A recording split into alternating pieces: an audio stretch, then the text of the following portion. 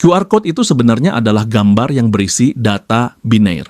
Semua kotak hitam dan putih yang kamu lihat mewakili angka 0 dan 1.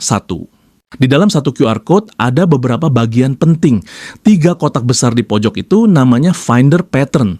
Fungsinya untuk ngasih tahu kamera arah QR code yang benar.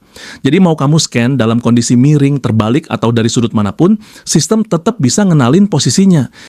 Di antara kotak-kotak itu ada timing pattern berupa garis hitam putih kecil. Bagian ini dipakai buat ngitung jarak antar kotak supaya kamera tahu ukuran grid QR code dengan presisi. QR code juga punya yang namanya version information. Bagian ini ngasih tahu versi QR code yang menentukan ukuran fisiknya.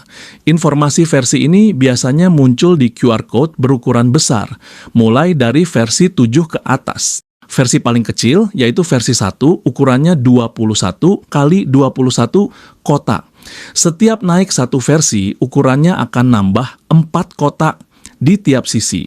Versi 2 jadi 25 kali 25, versi 3 jadi 29 kali 29, dan seterusnya sampai versi 40 yang ukurannya 177 kali 177 kotak.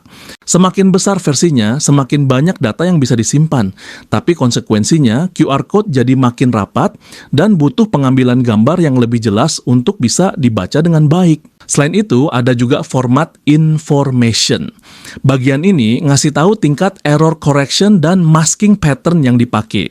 Masking ini penting supaya pola visual QR code nggak bikin kamera salah baca karena bentuk tertentu. Di QR code berukuran besar, kamu juga bisa nemuin alignment pattern, yaitu kotak-kotak kecil tambahan di beberapa titik. Fungsinya buat bantu pembacaan kalau QR code dalam kondisi melengkung atau dicetak di permukaan yang nggak rata. Nah, data aslinya sendiri disimpan di bagian tengah dalam bentuk blok-blok kecil.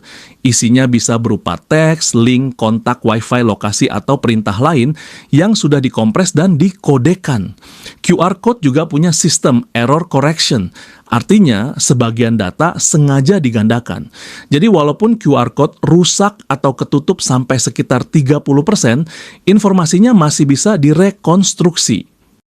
Saat kamu scan QR code, kamera sebenarnya cuma mengambil gambar. Yang benar-benar bekerja adalah software decoder di HP kamu.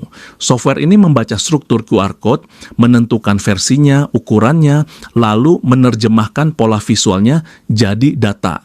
Makanya QR code itu cepat, fleksibel, dan cukup tahan rusak. Tapi pada akhirnya, QR code cuman wadah. Aman atau berbahaya tetap tergantung isi data yang kamu buka setelah melakukan scan.